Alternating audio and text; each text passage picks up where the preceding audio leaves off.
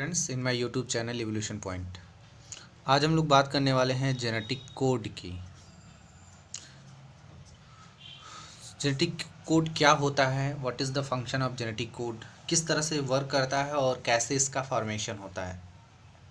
Basically genetic code, या इसको हम दूसरे टर्म में कोडान्स कह सकते हैं, sequences of genes, sequences of gene होता है on DNA strand. This is the genetic code. Genetic code makes codons and codons जो है वो प्रोटीन सिंथेसिस कराता है, क्योंकि कोडान्स के पास प्रोटीन सिंथेसिस के लिए इंफॉर्मेशंस होती हैं। सो जैसा कि आप स्ट्रक्चर में देख सकते हैं कि अगर ये डीएनए स्ट्रैंड है तो डीएनए स्ट्रैंड में आपको पता है कि शुगर, फास्फेट एंड बेसिस, तो इस तरह से आपके बेसिस जो होते हैं वो पाए जाते हैं डीएनए स्ट्रैंड, दोनों स्ट्रैंड्स के बीच में, जो 5 से 3 और 3 से 5 प्राइम के डायरेक्शन में होते हैं। तो यहाँ पर जो सीक्वेंस होता है बेसिस का, जैसे आपको पता है कि डीएनए में कौन कौन से बेसिस होते हैं, एडेनिन, गुआनिन, थायमिन और साइटोसिन।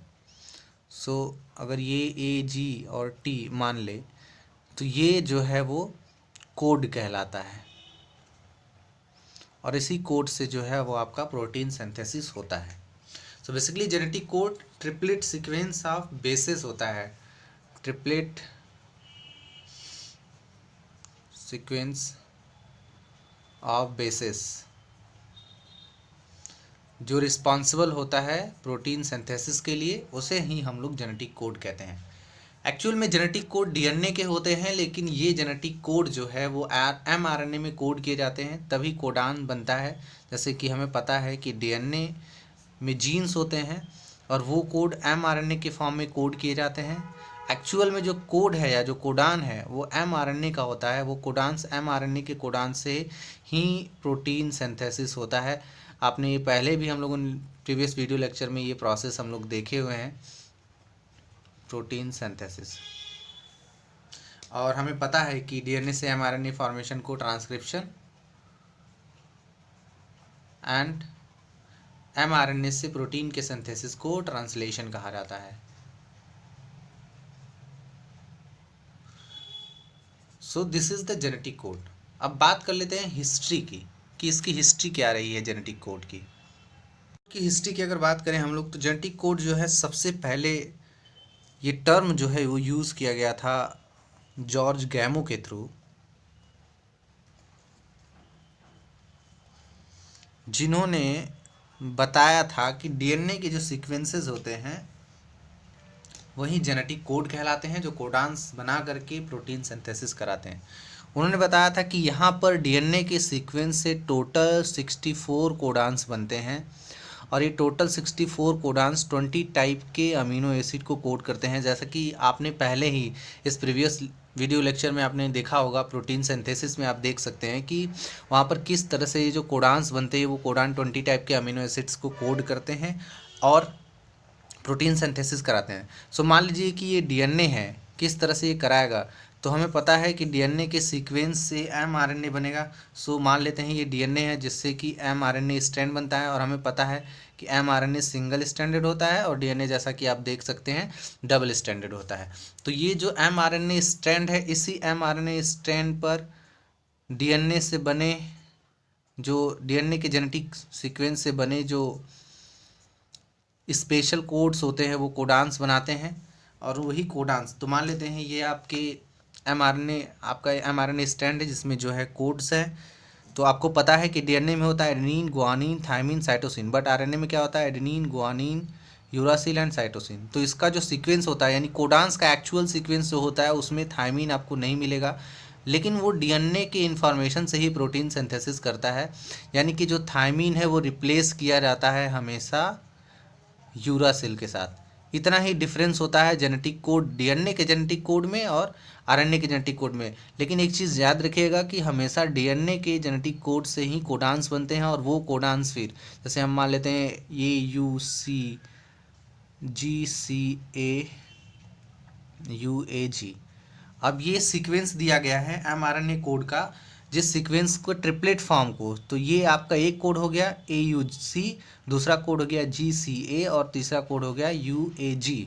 तो ये मान लेते हैं ये तीनों कोड हैं, ये तीनों कोड किसको करेंगे? अमीनो एसिड को। आपको पता है कि टोटल जो है 20 टाइप के अमीनो एसिड्स होते हैं, उन 20 टाइप के अमीनो एसिड्स को ये कोड करेंगे। जब ये कोड करते हैं तो इसी mRNA के इन्फॉर्मेशन से आपको पता है कि ट्रांसफ़र RNA जो होता है tRNA, mRNA के इसी जेनेटिक कोड के, इसी कोडांस के इन्फॉर्मेशन से प्रोटीन सिंथेसिस कराता है फाइनली।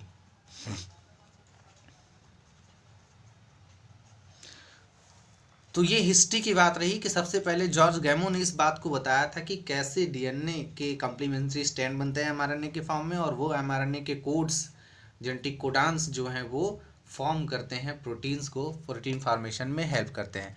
एक्चुअल में जितने भी बॉडी के कैरेक्टरिस्टिक्स होते हैं वो इसी प्रोटीन सिंथेसिस के थ्रू शो किए जाते हैं। जो भी कैरेक्टर्स की हम लोग बात करें, या किसी हार्मोन एंजाइम की बात हम लोग कर रहे हैं, या किसी फिजियोलॉजी की हम लोग बात कर रहे हैं, तो उसको सब हमारे पास सभी कैरेक्टर्स के जीन्स मौजूद हैं, सभी कैरेक्टर के जीन हमारे पास हैं। वो जीन जेनेटिक सीक्वेंस से कोडान बनाते हैं, कोडान फिर प्रोटीन सिंथेसिस करता है, जिससे वो कैरेक्टर जो होता है वो शो हो जाता है। अगर और हम लोग बात करें आगे की हिस्ट्री की, तो साइंटिस्ट क्रिक, फ्रांसिस क्रिक, आपने नाम सुना होगा, ब्रेनर,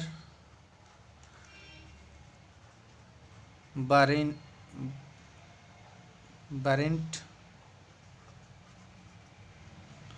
और साइंटिस्ट जो है वॉटने और टोबिन। तो साइंटिस्ट क्रेकर, बर्नर, बारेंट, वॉट्स एंड टोबिन, इन लोगों ने मिल करके ये बताया था कि जेनेटिक कोड या जो कोडान होता है वो डीएनए के बेसिस होते हैं, जैसा कि आपने पहले देखा। और उसी समय साइंटिस्ट मार्शल, नियरेनबर्ग एंड मथाई ने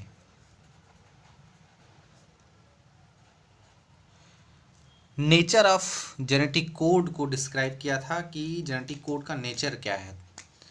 तो इन साइंटिस्ट ने मिल करके नेचर ऑफ जेनेटिक कोड के बारे में बताया था। अगर और हिस्ट्री की हम लोग बात करें, अगर हम लोग हिस्ट्री में आगे की तरफ बढ़ें, तो सबसे बड़ा जो रोल रहा है वो एच.जी. खुराना, जो आपके इंडियन साइंटिस्ट थे, जिनका मॉलिक्यूलर जेनेटिक्स में बहुत बड़ा रोल रहा है, बायोटेक्नोलॉजी में भी इनका नाम आता है। एच.जी. खुराना ने जेनेटिक कोड को आइडेंटिफाई किया था।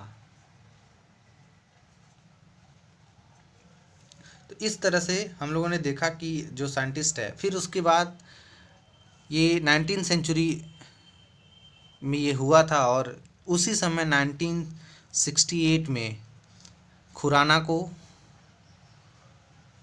और हॉले, जिन्होंने पहले भी आपने हॉले का नाम सुना होगा, tRNA की डिस्कवरी की थी इन्होंने, क्लोवर लीफ मॉडल बताया था उस, और नियरेनबर्ग, इन तीनों को 1968 में नोबेल प्राइज़ दिया गया था इनके वर्क के लिए।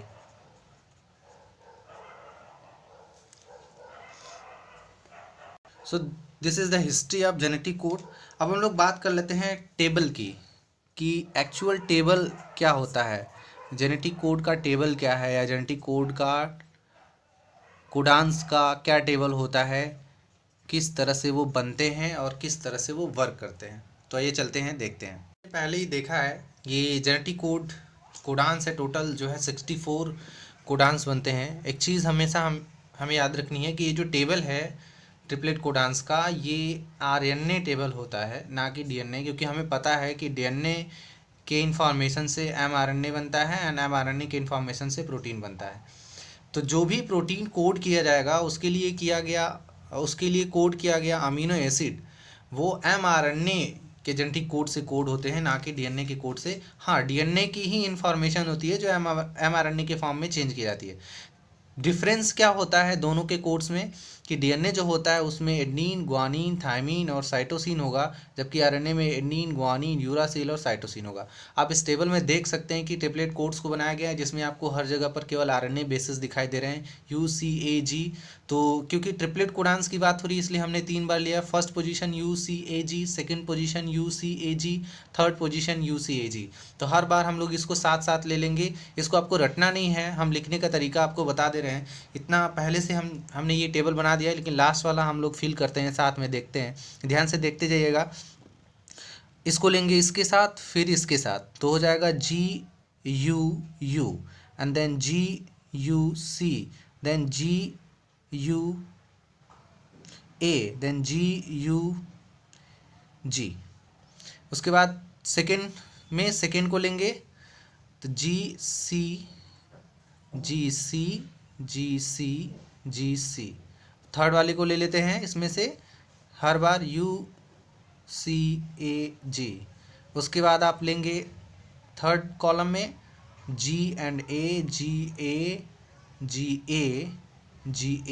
फिर इनको एक साथ ले लेंगे। हम लोग साथ में लिख सकते हैं लेकिन हम समझाने के लिए इसको आपको अलग अलग करके दिखा रहे हैं। यहाँ पर U, then C, then A, then G, and the last one is GG, G and G।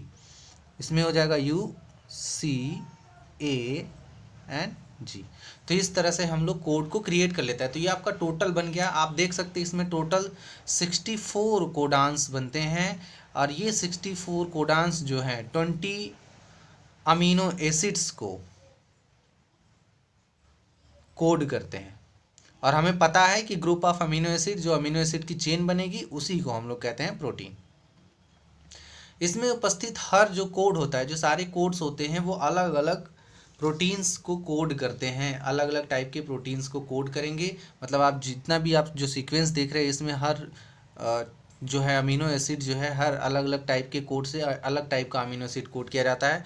Total 20 type के होते हैं जिनको हम लोग देख लेते हैं। देख सकते हैं कि 20 टाइप के अमीनो एसिड्स होते हैं जिनको टेबल में भी लिखा जा सकता है, लेकिन हमारे पास उतना स्पेस नहीं है कि हम लोग टेबल पे लिख सकें। सो बेसिकली हम लोग इसको यहाँ देख सकते हैं। इसको शॉर्ट फॉर्म में लिखा जाता है, जैसे एलानिन को ALA के फॉर्म में, आर्जिनिन को ARG।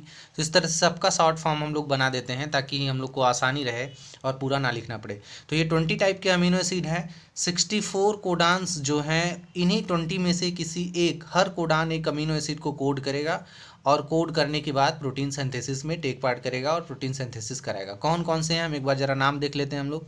Alanine, arginine, asparagine, aspartic acid, cysteine, and then glutamine, glutamic acid, glycine, histidine, isoleucine, leucine, and then lysine, methionine, phenylalanine and proline.